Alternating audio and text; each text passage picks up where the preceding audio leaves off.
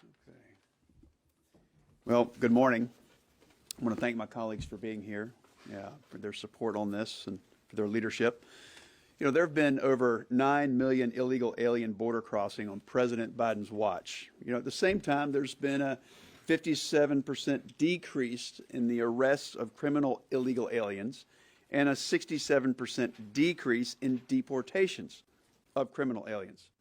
This complete lack of enforcement of existing law has caused unimaginable human suffering across our country. One such tragedy occurred last month in Athens, Georgia.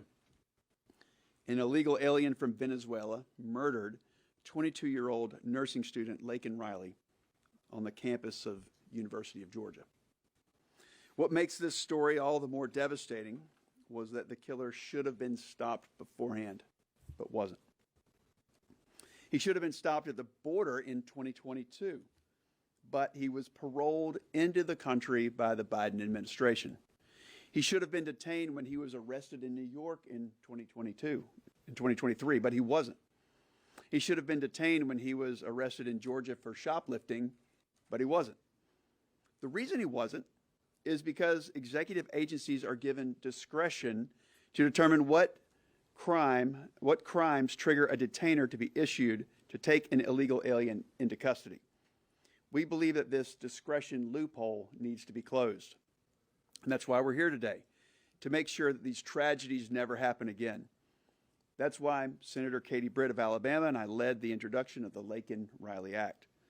The bill would require ICE to issue detainers and take into custody illegal aliens who commit crimes like theft and shoplifting. The House passed this bill earlier this month with the support of 37 Democrats.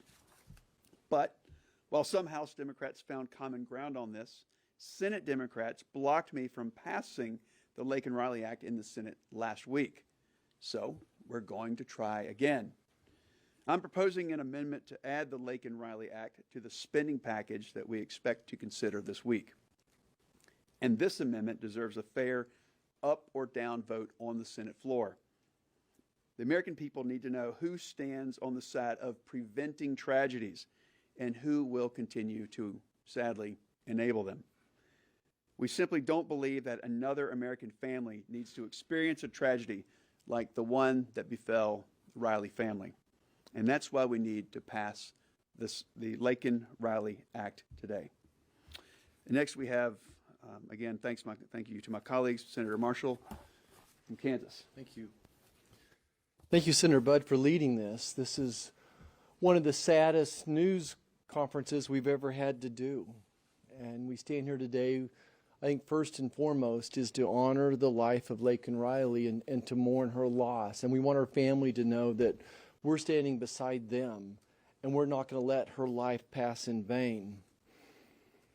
I don't have to tell anybody in the audience that she was murdered, senselessly murdered, and her alleged murderer was an illegal alien.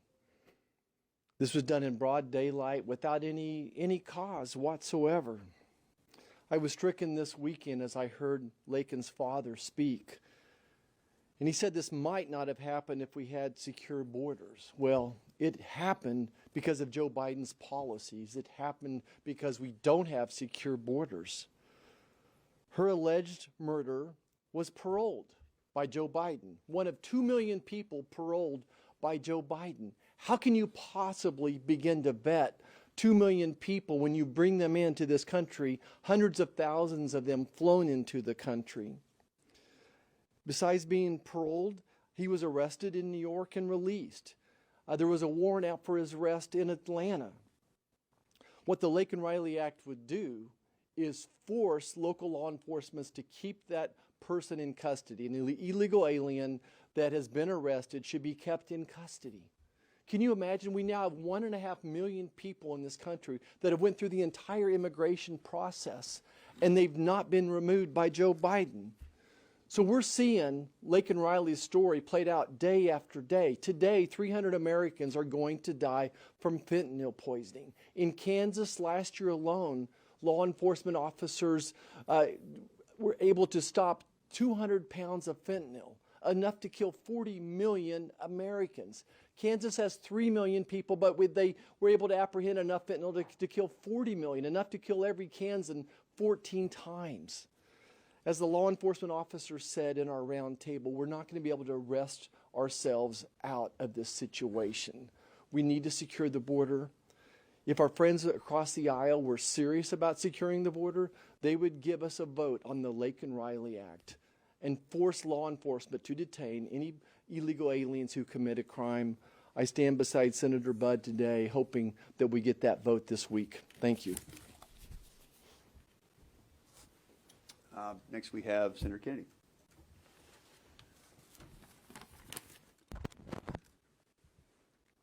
It seems to me that President Biden's State of the Union address notwithstanding, the State of the Union today can best be seen in the grocery store and at the southern border.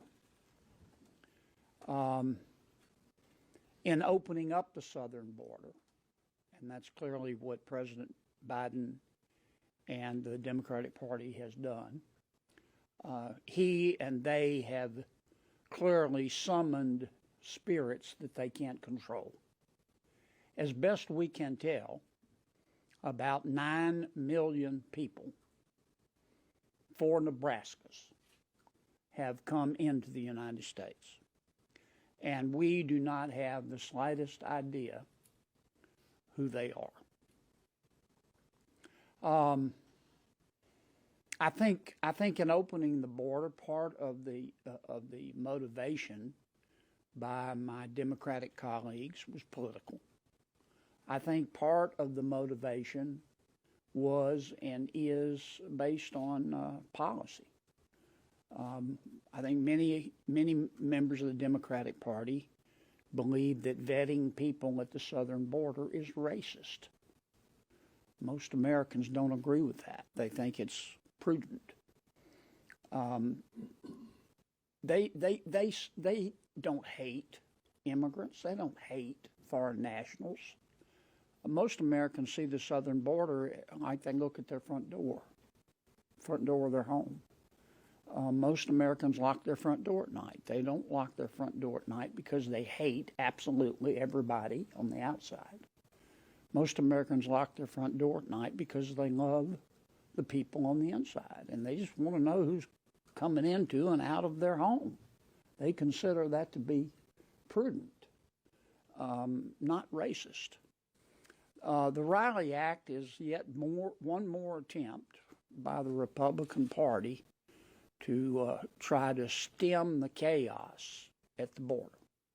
And make no mistake, the border is chaotic by design. The Democratic Party, led by President Biden, now clearly believes in no distinction between legal and illegal immigration. If according to the Biden administration, if you are a Nigerian doctor or a German engineer and you want to come to the United States legally, and you've filled out all the forms, and you've undergone the vetting, and you're waiting patiently in line, you're a chump. You're a chump. Because this administration believes there should be no distinction between legal and illegal immigration. The final point I want to make is that there's another provision in the Riley Act that you should pay very close attention to, because it would be far-reaching. And that is, this statute, if it becomes a statute, this bill, if it becomes a statute, would create a cause of action for a state, probably through its attorney general, that can prove damage, to sue federal officials who do not enforce America's immigration laws. Thank you, Senator Kennedy. Senator Cornyn of Texas. Thanks, Buck. Thank you. Good. Well, we're gathered here today to honor the name and the life of Laken Riley. Sadly, Laken is not the only casualty of the Biden border crisis. Several months ago, an 11-year-old girl was found dead in her family's home in Pasadena, Texas, outside of Houston. The individual charged with her murder and sexually assaulting her entered the United States illegally last year and was released to sponsors in Louisiana.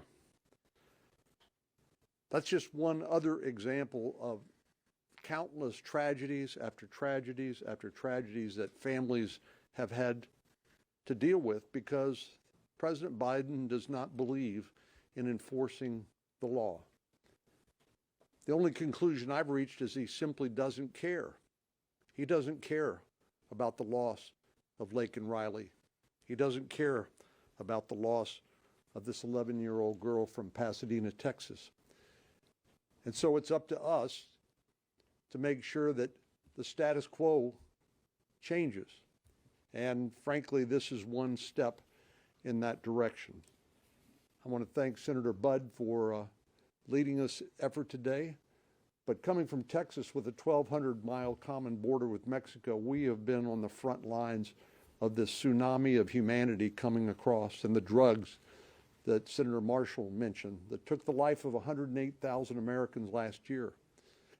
And then there's the 300,000 unaccompanied children that have been placed with, actually I think it's closer to 400,000 now, children, minor children, placed with sponsors in the interior of the United States, and the Biden administration says it's not their responsibility to determine whether they're going to school, whether they're getting health care that they need, whether they're being trafficked for sex or being forced into involuntary labor. Secretary Becerra said as much last week at a hearing before the Senate Finance Committee. The American people will be able to vote on this issue in November.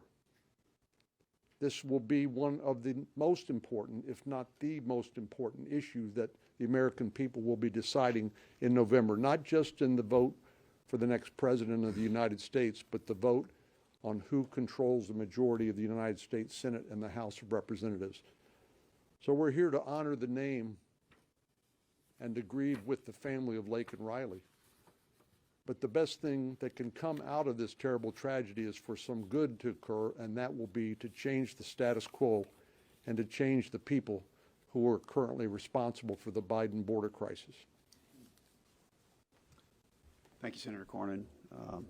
Senator Ricketts, Nebraska. Thank you, Senator Budd. Again, our condolences to Laken Riley's family on this horrible and senseless tragedy. President Biden's open border policies have led to a humanitarian and national security crisis at our southern border. He is responsible for the human trafficking, the sex trafficking, the child trafficking, the drug trafficking that is going on there. And now we see the results of his illegal use of parole to parole in last year 1.2 million people into this country. Jose Ibarra, who is alleged to have committed this crime, was one of the illegal immigrants that was paroled into this country in September of 2022. He went to New York because once you're inside the country, you can move around freely. That makes every state a border state. And in New York, he was picked up for child endangerment, not detained. He went to Georgia, picked up for shoplifting, not detained. When people come to our border and continue to break our laws, they must be held accountable. We must do better. This tragedy could have been avoided if President Biden didn't have an open border policy. This tragedy could have been avoided if ICE had detained Jose Ibarra. But time after time, he was let go. The Laken Riley Act would require officials to detain illegal immigrants who break the law through theft or burglary and have ICE deal with them. They need to be held accountable. They continue to break our laws and disrespect our laws. The Laken Riley Act will help address that injustice. The solution that we need here is to be able to pass this bill and then ultimately have President Biden secure the border. He has the tools to do that today. He chooses not to. He chooses not to do this. The 9 million people who have tried to get into this country, that's bigger than the population of New York City, where Jose Ibarra was originally arrested. Think about that. That's how many people have attempted to get into this country in the last 3 years since Joe Biden opened our borders. These tragedies will continue to happen as long as Joe Biden fails to do his duty and secure our border. We must demand action. Thank you. I thank my colleagues. We've got two attorneys, a former governor, and a physician. So we're with that, we're ready to take a few questions. So, yes, sir. Do you anticipate, I know you're going to be demanding an amendment, do you anticipate it would be a 50 vote or a 60 vote threshold? And how many Democrats do you think in the Senate might come along with this, given that it was bipartisan? Well, if you look at the content of it, we would hope all of them would support it. But if you look at the reality, that's not our expectation, but some. And we think it is germane, so we hope that it would be at 50 votes. That's our argument. Thank you. Yeah. Question? We have this reporting that approximately 200,000 deportation cases have been thrown out by immigration judges since the start of the Biden administration because the Department of Homeland Security hadn't filed the required notice to appear to the courts in time. Have you seen that? Is that a concern at all? Have you heard that? I had not heard about that number, but many times, as you know, people coming to the country claiming asylum, there's an initial screening at the border called a credible fear screening, but then people are generally given a notice to appear at a future immigration court hearing. In some places like New York, it's been reported that it could be as long as 10 years before they actually would appear in front of an immigration judge. But in many cases, because the volume of people coming across was so great, they were just told to report to the local Immigration and Customs Enforcement Office in wherever it is they were going. And there was no follow-up or accountability to make sure they actually showed up. But I have no doubt, out of the 9 million or so illegal immigrants that we've seen come across the border during the Biden administration, that there have been mistakes made, and those will have to be hashed out at the courts. But this is all entirely preventable, as was Laken Riley's death, if Joe Biden would simply just enforce the law. Can you repeat what you just said? So the nonpartisan group TPAC had out that about 200,000 people since the start of the Biden administration had their immigration cases thrown out because DHS didn't file the paperwork in time, essentially. Stupid should hurt more. Yeah. And who's reporting that? It's TPAC. And then obviously Bill Malucci's put it out too. On our network. Let's take a break in the questions. We'll come right back to them. We're honored to have both senators from Texas here, and if I could be joined by Senator Ted Cruz. Thank you, and I thank my colleagues for holding this press conference. Laken Riley should still be alive. The reason that she is not alive is because of Joe Biden's open borders and because of the Democrats' policies refusing to secure our border. There is a simple but-for causation. The murderer took the life of that 22-year-old beautiful young woman, a nursing student in Georgia out jogging. We had him in custody. He was apprehended in El Paso, crossing illegally from Venezuela. Had Joe Biden simply followed the law, what would have happened is that murderer would have been put on a plane, flown back to Venezuela, and Laken Riley would still be alive. But the Biden administration decided their political agenda was more important than protecting the lives of American citizens, and so they let the murderer go. But that wasn't the last stop of the failures that unfolded. The murderer went from El Paso to New York City, where he was arrested once again, this time for endangering the safety of a child.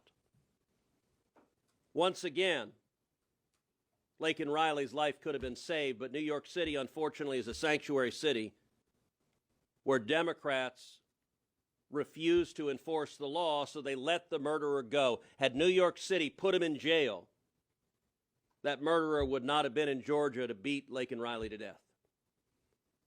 But New York City let him go once again. This revolving door happens over and over again, and I have to say just how indefensible the Biden administration's policies on the border are was laid bare during the State of the Union, where in his prepared remarks, President Biden did not plan to say a word about Laken Riley. And then in response to heckling, he did address her. He got her name wrong. And here was Joe Biden's defense. He said she was killed by a, quote, illegal.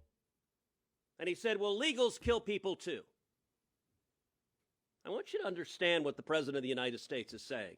Because there are murderers in America, it's perfectly okay for him to continue releasing more murderers into America. That is asinine. That makes utterly no sense. And by the way, the insult was compounded where the next day, what did Joe Biden do? He didn't apologize to Laken Riley's parents. He didn't take responsibility that his policies released the murderer that took their daughter's life. He didn't do any of that. Instead, he apologized for using the word illegals. Because to this White House, it's more important to genuflect before the American Politburo of language than it is to actually protect American citizens. Listen, the Laken Riley Act is simple common sense legislation. It passed the House with a large bipartisan majority. The Senate ought to take it up and pass it as well, although I have to say, I have complete confidence that Chuck Schumer and the Senate Democrats have no interest in doing so. Because the sad priority of this White House and of the Senate Democrats is they put illegal aliens and criminals consistently higher on the priority list than protecting the lives of American citizens. And over again, we see more and more Americans losing their lives as a result. Thank you, Senator. I think you had one more question. Yeah, you said obviously this law previously from passing this bill, but have you had any conversations with individual Democratic senators who might vote for this if they're given the opportunity in a roll call vote? Multiple conversations with those who would support it being in the package. That's the conversations that we've had. Yeah. Maybe last question. Just to clear some up, it was the TRAC's organization that was reporting that, and it's DHS failed allegedly to file the notice to appear. But the question I had is, Laken Riley's father did do an interview recently where he said that he's a little concerned about how he feels this issue's been politicized a little bit. Her name has been politicized a little bit. Do you share those concerns at all? I'm a father of two daughters, and so I can't imagine the pain that he's going through. And this is not about politicizing his daughter's name. This is about remembering her, and this is about preventing tragedies like this from ever happening again. Thank you all very much.